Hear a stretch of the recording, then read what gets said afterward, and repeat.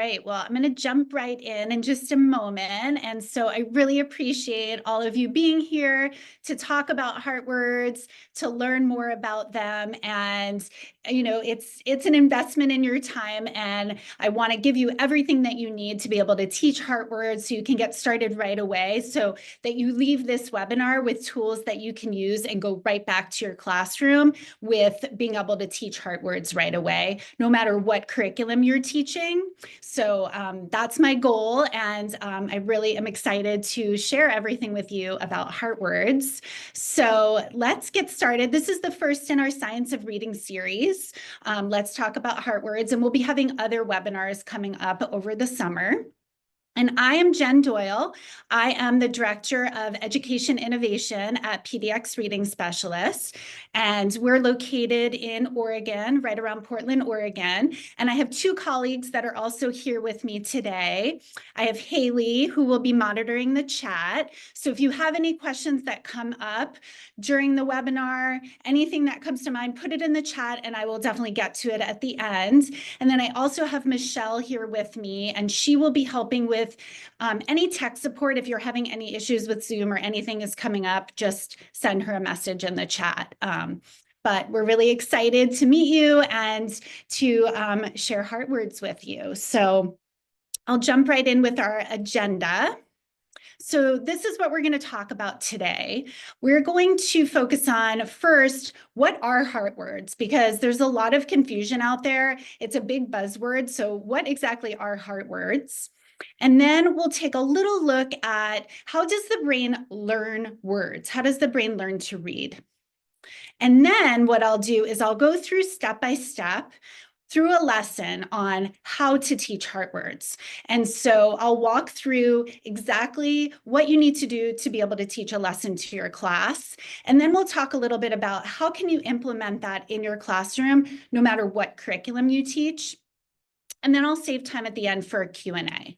So that's the overall agenda for today.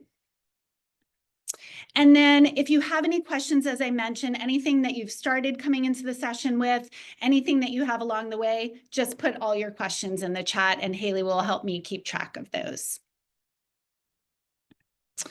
The other exciting thing, which is really special, is that at the end of this webinar, we will be giving away a set of our heart words. It's 148 words. So if you don't have a set yet, this will be what you'll be able to enter to win. And these cards are great because they're designed for K through 2 instruction. And what's really exciting about them is that they have the word on the front, but then on the back are step-by-step directions, which we're going to go through. The other exciting thing that comes with our heart word deck, it's brand new, is we have a heart word workbook, a practice workbook that comes with 150 pages. So there's one page for each of the words in the deck, plus a couple of blank pages to fill in words that aren't in the deck that are maybe part of your curriculum. So if you stay till the end, you'll be able to enter to win our giveaway. So that's a really exciting thing that will be coming up. So let's jump right in. Let's talk about heart words. So what are heart words? This is a word that you might hear a lot. It's really confusing to know, how is this similar or different to high frequency words? Maybe you hear, your curriculum maybe talks about them as tricky words or red words. So what are heart words? Basically, the way to think about it is we have a set of high frequency words, words that students frequently encounter when they're reading. And then a small subset of these words, those are our heart words. Heart words are a part of high frequency words that students are going to encounter when they read. So how are they similar and different to high frequency words? Well, the best way to think about them is that they contain an irregular spelling or a low frequency spelling pattern. And so that's what makes them a small subset of high frequency words, because most high frequency words are fully decodable. And most of these heart words are also fully decodable, except for a small portion of it, which contains an irregular spelling or a low frequency pattern. And so we're teaching students these heart words that just contain one small piece that might not be decodable. And so if we take a look at a couple of examples here, like the word friend. If we're looking at the word friend, this word is part of our deck, so you can see that it has a few symbols at the bottom. We've got the blue dots, which represent the decodable part of the word, and then we've got the heart of the word, that's that irregular spelling. So for example, in the word friend, we know that the letter F says f. That's a decodable part of the word, but the spelling IE, that's an irregular spelling for the eh sound. It's not expected. It's not one that is following that typical phonics pattern. So it's one that we teach students to learn by heart. And then in the case of the word among over here, the word among, you'll notice, has two hearts in the word. We have a heart under the A, because the A is actually a schwa, that among. It can be spelled with any vowel, A, E, I, O, U, and Y. And so that's what makes it tricky, is students need to learn that that schwa can be spelled with any of those letters. And then we have the O here in among, which says the sound, and that's a low frequency spelling pattern, meaning it doesn't occur very often. So it's one that students need to learn and be able to recognize. So that's really what distinguishes heart words from other high frequency words, is that they contain this element, this irregular or low frequency spelling that students are going to learn by heart. So why teach heart words then? What's the reason behind teaching them? Well, the biggest reason is that students are encountering these words in the text that they're reading. These are high frequency words that are seen often in text that students are reading. So when we want students to be able to read connected text, we want them to be able to recognize those words automatically and accurately, because that's going to improve their fluency. It's going to increase their comprehension and make them feel confident overall as readers. So we're really trying to help students to be efficient and really confident readers. And so an example down here at the bottom of how this looks in connected text.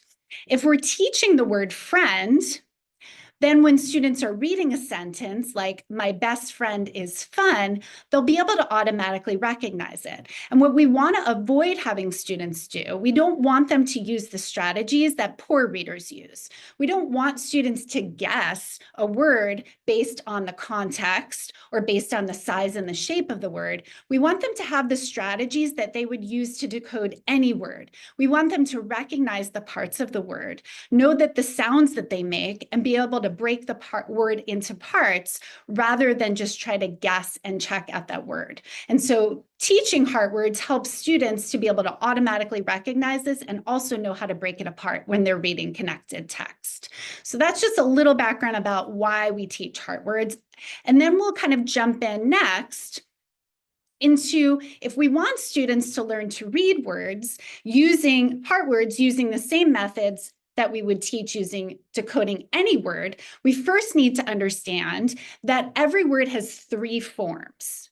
So with a word, we have its sounds, which are its phonemes. We have its spelling, which are the graphemes, and then we have the meaning. So every word has these three components of it. And what's really important is that we need to be explicit in the way that we teach each of these three components. So let's look at an example here.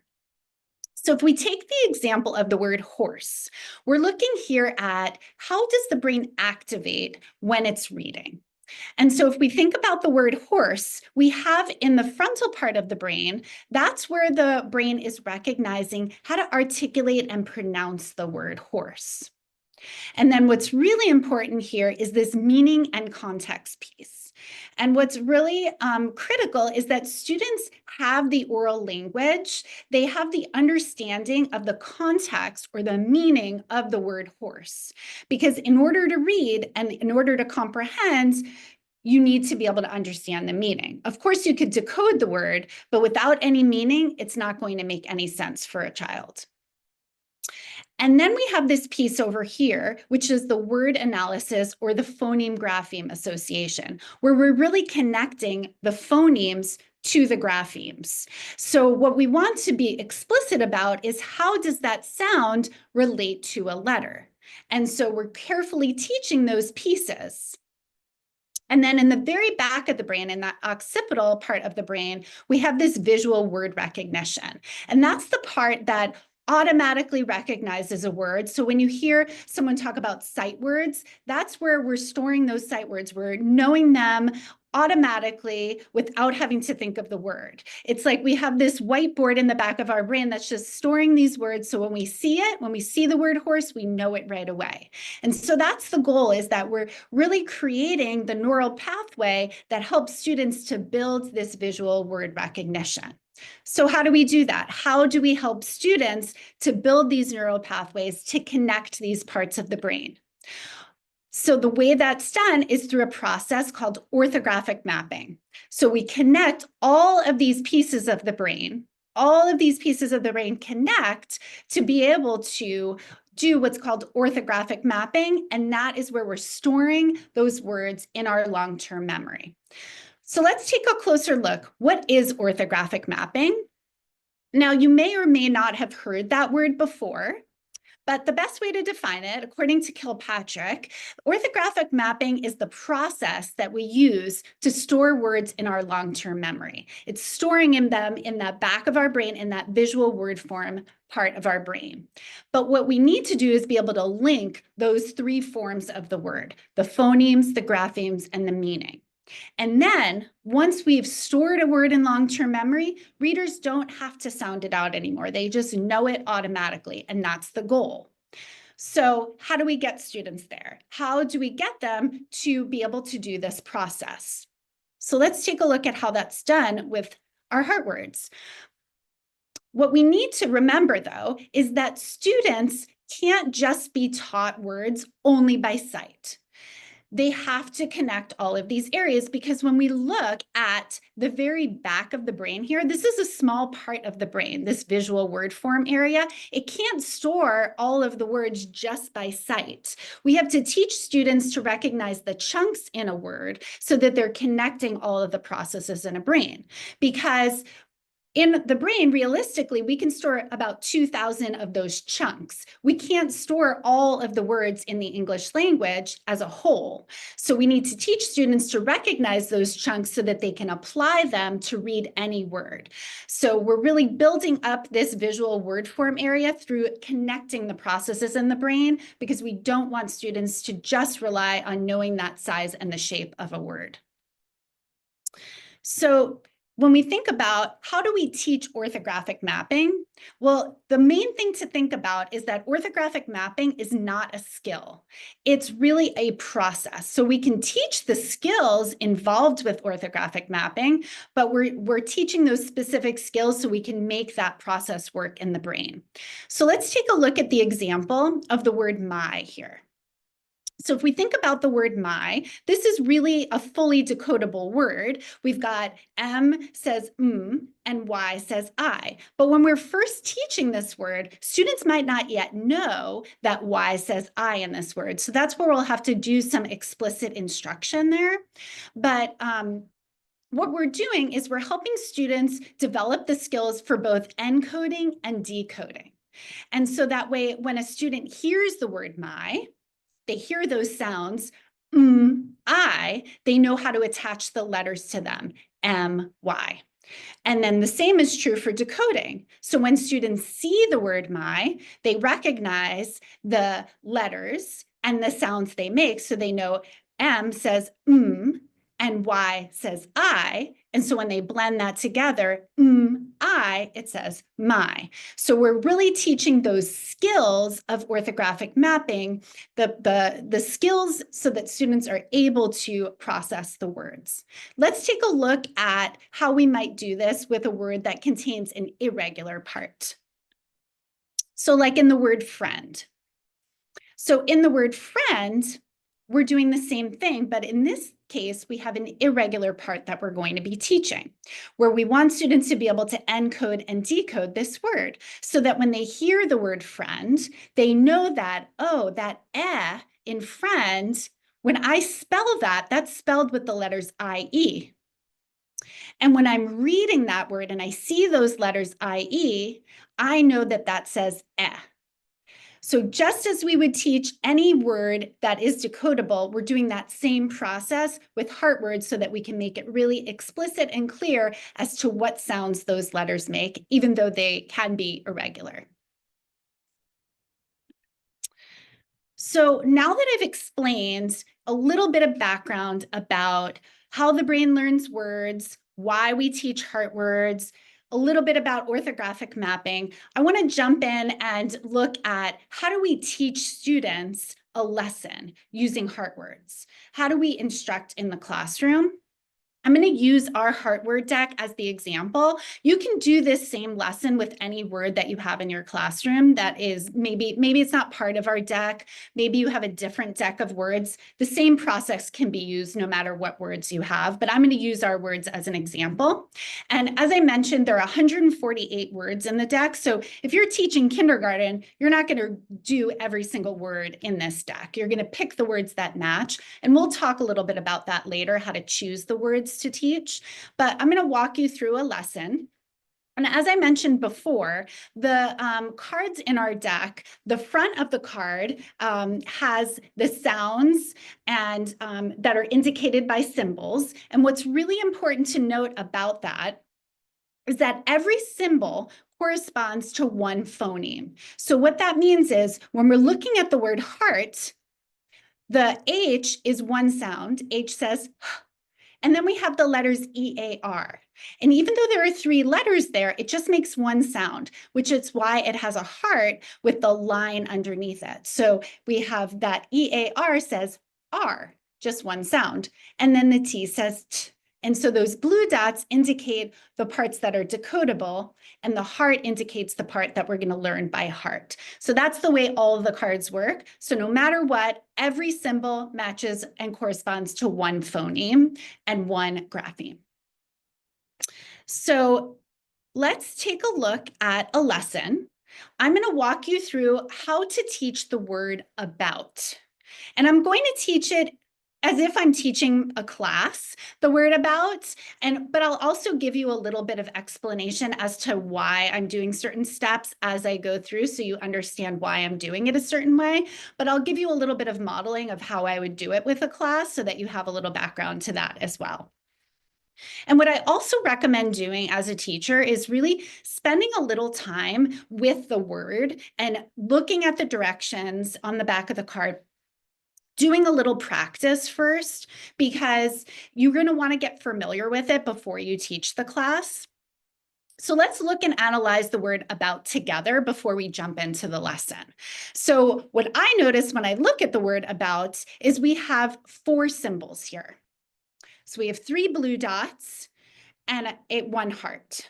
And so that heart is the part that students need to learn by heart. And then we have the letters OU with the underline and 1 dot. And that's telling me that that OU, that says ow, that's making one sound. Now that might be a part that students haven't learned yet that you're going to have to explicitly teach.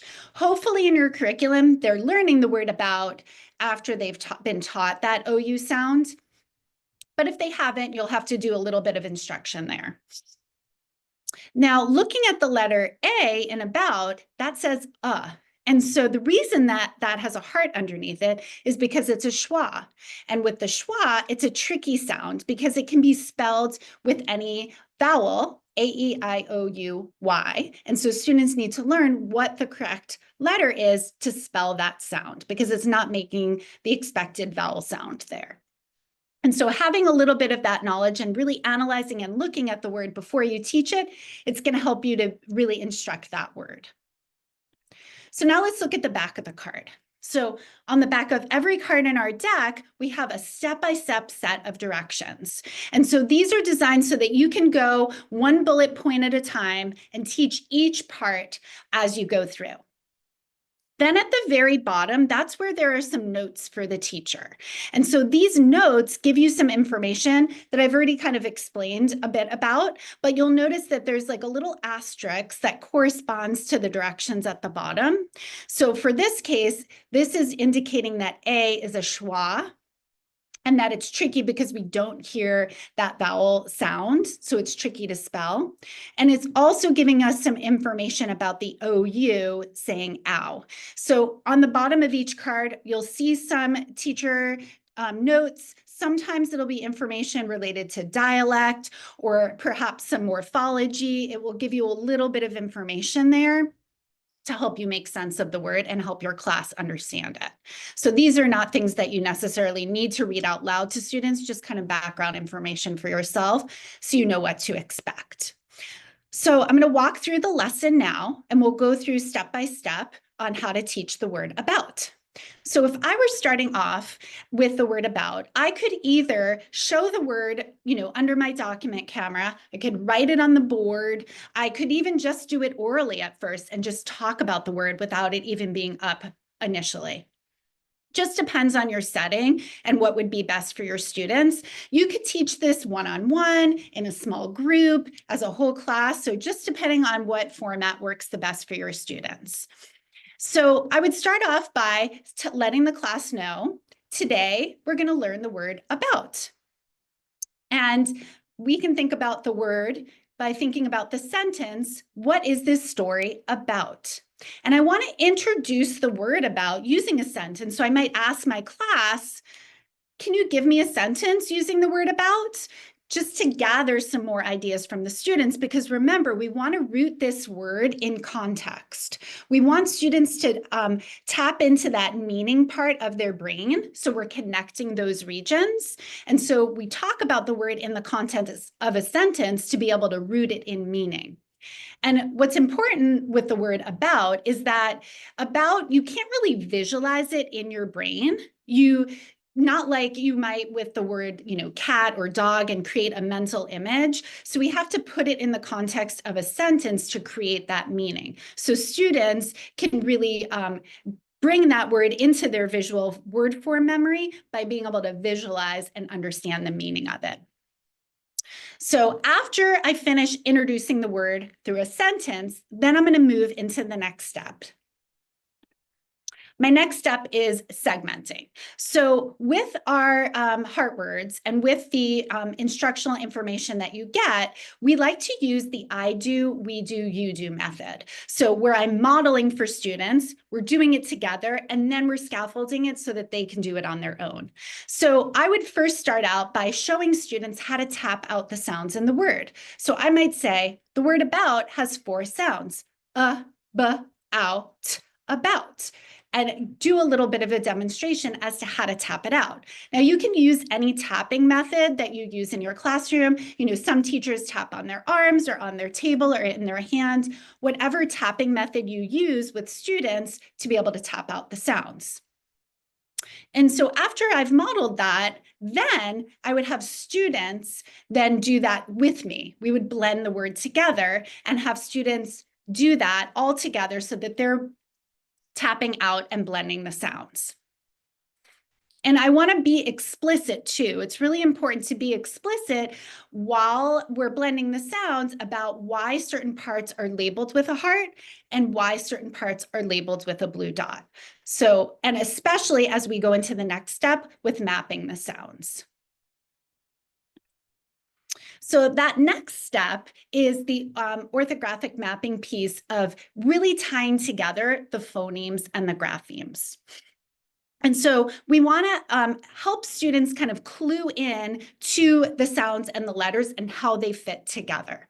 So I might do a little bit of call and response with students where I engage them and ask them to be part of the conversation. I might say something like, in the word about, what's the first sound that you hear in the word about? And get some responses from them. Oh, I hear the sound I wonder, how is that spelled? Do we know anything about that sound? Now, your students may have learned the schwa sound. They may know that that could be spelled with an A, E, I, O, U, or Y, or you might have to do a little bit of instruction there. You might write on the board the word about and leave that A blank until we discover that sound together. The next sound I hear is B. How is that spelled? Spelled with a B. Your students should know that. Then the third sound I hear. The third sound I hear is ow. How is that spelled? Now, this is where you might get a couple of different responses. Some students might say OU and some might say OW. And we kind of want to celebrate that a little bit because that tells us they have a little bit of phonics knowledge there. They know that ow can be spelled in two different ways. And we can use this as a little bit of an instructional moment with talking about how typically or most often in words, OU is the spelling in the middle of a word. Not always, obviously, because English can be a little bit crazy sometimes, but OU is typically in the middle of a word. And so that can help us to know what the correct spelling of ow is. And then, of course, the last sound I hear is t, and that's spelled with the letter T. And your students will know that likely. And so that's, you might do this a little bit of call and response a few times before you move into the final step, which is writing. And so with our card deck, I should also say this, you see the instructions on the back of the card, and it says, now we will practice writing the word. So on the back of the card, it's not going to have step-by-step how to write the word. There's a special instructional guide that comes with our deck that goes through step-by-step how to write. And so we'll jump into that piece next. So from our instructional guide, you'll see these directions in, oops, sorry about that. You'll see these directions in pink. And so this again is going back to that I do, we do, you do method. And so when I say writing, I don't necessarily mean we're going right to pencil and paper because we want students to build up their knowledge of the word in a multisensory way. We want to have them start by using their gross motor skills and air writing the word. And then maybe they move on to doing some carpet writing if you're sitting on the carpet, or they finger write on top of their desk before we go off and do some pencil and paper. And so the reason we're doing this is because we're going across the midline with our body when we use our gross motor skills, and it really creates those neural pathways so we can bring that word to automatic recognition. So we're creating a visual memory of the word so that when you close your eyes, you're really able to see that word in your mind's eye. You're able to visualize it. Just like you visualize when you're teaching comprehension strategies or creating a mental image of something that is a physical object, we also want to do that with words. And so this process really helps us create that. And so what I want to do to teach the writing is use that I do, we do, you do method. So I'm going to model how I would do that air writing. And what I want to emphasize with the heart word is that we want to really say the heart of the word just a bit louder and kind of stretch it out a little bit so that we're emphasizing that. And then what I also want to do with this word is I'm going to say the OU together. And I want to say the OU together because I'm showing that makes one sound. So this is how I would do it. I'm going to air write just in front of myself because I don't have, if I'm in the classroom, I don't want to knock into someone. So I'm going to layer the letters just right on top of each other. So if I do the word about, I'm going to go A, B, O, U, T. A, B, O, U, T. So that way I'm really emphasizing the heart of the word and that the OU are together. And then after I've done it, I would have the class join me in using their arms and doing that air writing. And then we would move on to do some carpet writing. And perhaps if there's time and you feel your students are ready, then they could go on to doing some writing on their whiteboard or their paper. And if they are doing writing on paper or a whiteboard, you want them to still practice kind of whispering to themselves those sounds as they write them, because you're connecting again the sounds to the letters. So you want them to still do that as they're writing. So that's really all the steps of the lesson. And so now that you've introduced a lesson, we really can't fully, believe that students have learned this word. We have to give them multiple exposures with it. It can't just happen once. It needs to happen over time. We need to have very deliberate practice. We need to have practice over time that's really explicit. And so I'm going to go through 3 different ways to do that. So we're going to talk a little bit about practicing words. We'll talk a little bit about how to review them and how to display them, because we really need those multiple exposures for students, multiple ways that they're experiencing words, seeing them, and having opportunities to connect those parts of their brain. So let's take a look at how you might practice in the classroom. So these are a couple of examples of some worksheets. And so we'll give you these samples when we send you the slide deck and the recording, but these, brand new to our HeartWord deck, you can get a workbook that includes 150 pages, 1 page for each word, plus a couple of extra pages that are blank so that you can write in words for your students.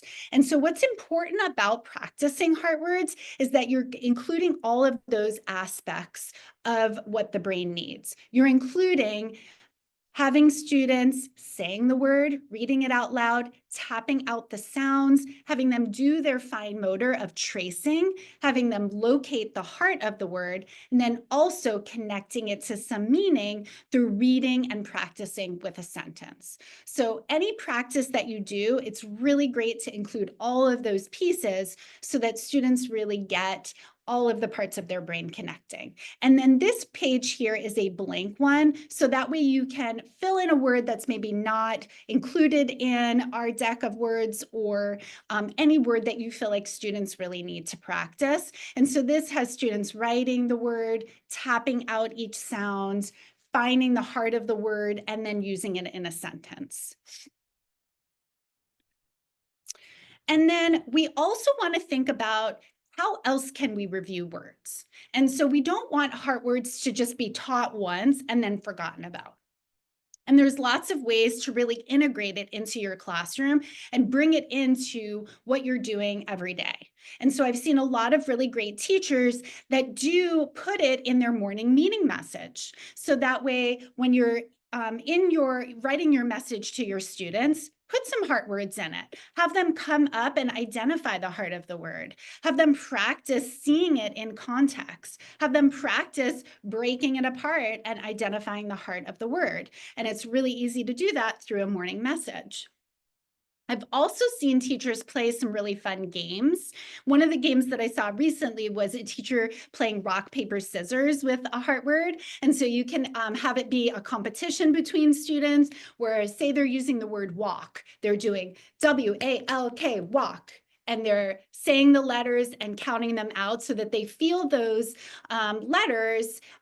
You can have them also practice it with phonemes, but doing it as a little bit of a competition, having them practice with each other is a great way to keep them engaged while they're doing that repeated review of the heart words. And then finally, what's also really important, and you can see it behind me, is displaying the words. And so you want to display words to have that visual reminder for students so that they have that repeated exposure for the words that they've learned. So you don't want to put up every single word that is in your curriculum. You just want to put them up as students have been introduced to them. And that way, when they're writing, they can access these words. I have done it as an alphabetic display because for me, it's easy for the students to be able to locate those words. If they know that the word starts with an A, they're able to locate it really easily. You don't have to do it in alphabetically, but that's just an easy way for them to find it as they're writing. And certainly you don't want to teach the words alphabetically. And we'll talk about that a little bit more, but you want to teach the words in the sequence that works best with your curriculum and not alphabetically. But just in the display, it just helps students to be able to find them so that when they're writing something, they know how to find that word. So then how do you choose heart words for your classroom? Because your curriculum may or may not have something labeled as a heart word or a red word or a crazy word. So if you don't have that explicitly in your curriculum, how do you find the heart words in your curriculum? Well, what you're going to want to do is review your curriculum and look for those really high frequency, commonly used essential words that are at your grade level, and then focus in on the ones that have the irregular parts of them, and focus on the ones that are high frequency that also have irregular components and identify those. And that way you can explicitly teach them in the way that I've shown you using your curriculum. Because every curriculum teaches things in a slightly different scope and sequence. So you want to just zoom in on what's best for your grade level and what's included and supported by your curriculum. Now, some other tips with heart words, it's really important to be organized with these words. So you want to have a way that you can easily access the words. So do you store them on your desk, by the carpet? I have mine in a little box. Where did I put my box? I have them in a little box that I've put them in alphabetically with little tabs here, so that way I can easily find the words.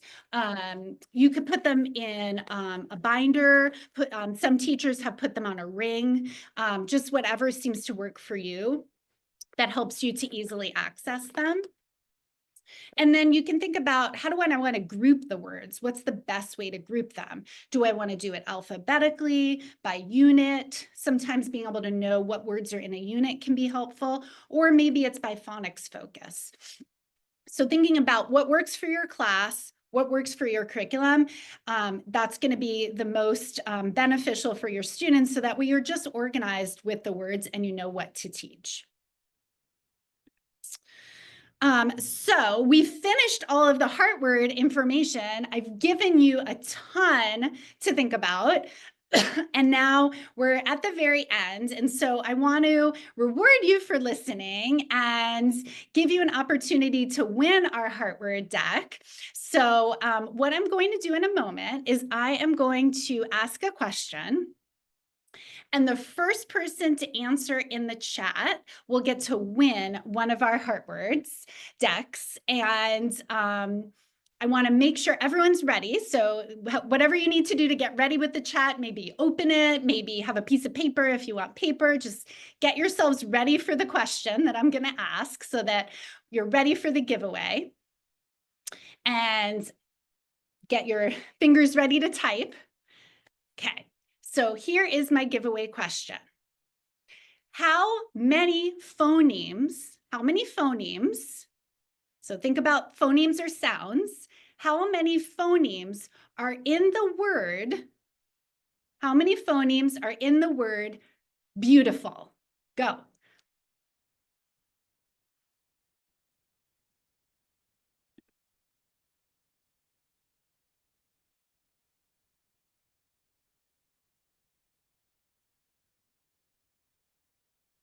I'm going to give a second, see if I get some more responses here.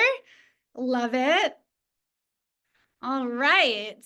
So fun. Well, let's see what the correct answer is, and then I will reveal the winner. The correct answer is 6 phonemes, because in the word, we've got b, u, t, I, f, o. Beautiful. There's 6 phonemes there. So it looks like Maddie, you are my winner. And I know you, Maddie. So that's even more exciting. You are my winner. How fun. So good job, everyone. See, this is why we need to practice these words with really breaking them up. And the cool thing about our cards is on the back of them, it gives you the answer. So if you have trouble figuring out the phonemes on the back of our cards, it gives them to you, which is really, really exciting. So now that we've done that, I want to let you know that if you do need to leave, you are welcome to go, but I want to tell you that we will be having more webinars coming up. In July, we will be doing one on the sound wall. So if you have a sound wall in your classroom, you want to learn more about how to use it, how to implement in your classroom, how to get started with sound walls, that will be coming up in July. And the best way to keep in touch with us is follow us on Instagram, on Facebook. We also do giveaways all the time through social media. So that's a great way to keep up with us. We also have tons of virtual training. So if you go to our website, pdxreading.com, you'll find more information about other virtual trainings that we do. But I'm going to jump into our questions next. But if you do need to leave, feel free to go. Otherwise, I'm going to jump into some of my questions here. So let me get over to those. All right, so I've got a question about kindergarten that says, can we put a pink heart for the OU because students will not be taught this spelling pattern, but it will be taught as a sight word like now and hours. So that's the thing about these heart words. So with our heart word deck, it's really designed to be used K2. And so what we identified with our heart words are the ones that are either permanently irregular or low frequency. So yes, for a kindergartner, OU is going to be a heart of the word because it hasn't been taught yet.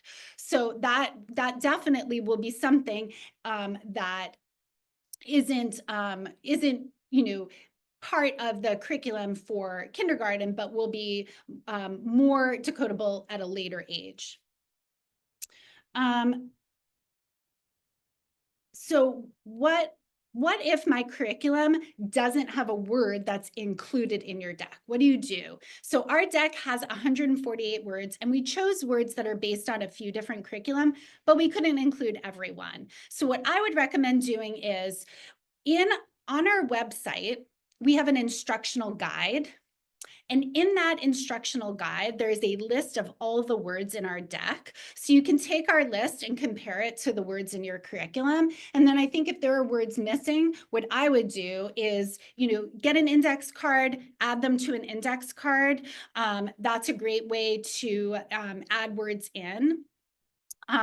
You might even find that, certain words are, covered in a different sequence. They're covered at a later grade. But the best way to do it is to match up our list of words with your list so you can see which ones overlap and then add in those extra words if you need to.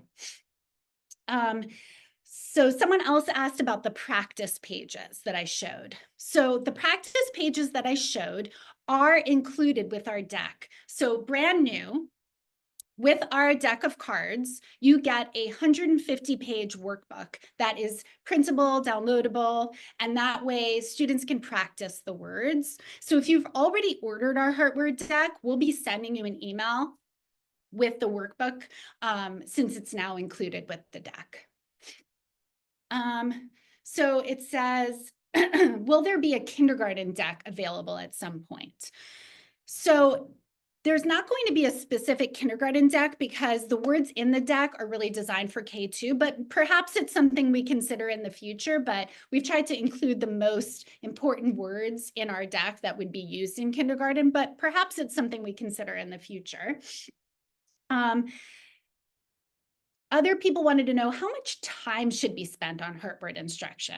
Well, you don't want to spend too long because you're going to lose your class. So, you want to spend, I would say it's probably going to be, maybe it's 10 to 15 minutes of instruction to introduce a word. And then that daily review is going to be quick. It's going to be done quickly in a morning meeting, might be done in a quick game.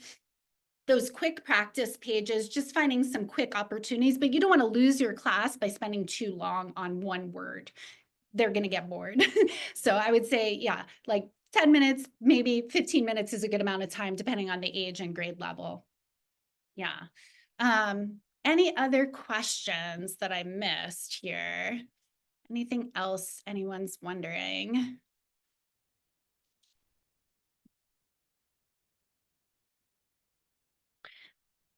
One other question is, how do I support students who are struggling to learn heart words? What do I do to support those students that it's not clicking? Well, the thing about it is we're going to have students in our class that need that much more repetition and exposure to words. And so we're going to have to provide more repeated practice, whether that's individually in small groups with the practice pages. Maybe it's doing some work at home, sending some of the practice pages home with the student, but there will be students that are going to need more than the rest of the class. It's going to happen, especially for our students that maybe have a learning disability like dyslexia. They're going to need that much more repetition with them. Someone else asked, in the word your, what would be the heart of the word? So let me find our your. Here's our your. So the heart of the word your is we have ya, or. It's making two sounds. O-U-R says or in this word. So that's the heart of the word. It's a little tricky. Even though that or has 3 letters, it's just making one sound. So that's the word your. Yeah. And then let's see, I have someone else ask, how do I know that a student has mapped a word to memory? How do they know that they have really committed it to their memory? Well, the way that you're going to know is by looking at their writing. Are they writing that word and spelling it correctly? When they're reading, when you hear them reading aloud, are they recognizing that word fluently and automatically when they're reading? So looking at those skills, looking for that decoding and that encoding, do we see some automaticity there? That will help us to know that they've mapped it. Can they automatically retrieve it? That is going to help us to know that they have it committed to their memory, that it's part of their sight word vocabulary. So, any other questions before we move on? I hope this was all helpful for everyone. And I want you to feel like you can go off and teach this in your classroom. You have some good next steps. Like I said, I'm going to send this recording out next week. You're going to get a copy of the slide deck. You'll get the handouts. Oh, one more question. Let's see. In the word could, is the heart of the word O-U-L or O-U-L-D? What do we think about that? Let me find the word could. What do we think?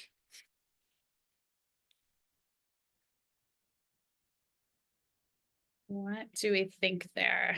I'm going to try to find the word so I can show it to you. I wish my words were organized. See what happens when they're not organized? This is what happens. You're not ready. You're not prepared. I should have them alphabetically. Let's look at my alphabetical. Oh, we got a few people that say O-U-L. Here is the answer.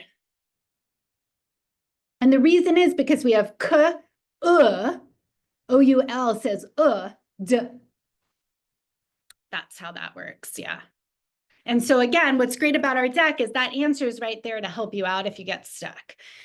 It's not easy. It seems easy, but it is very tricky. So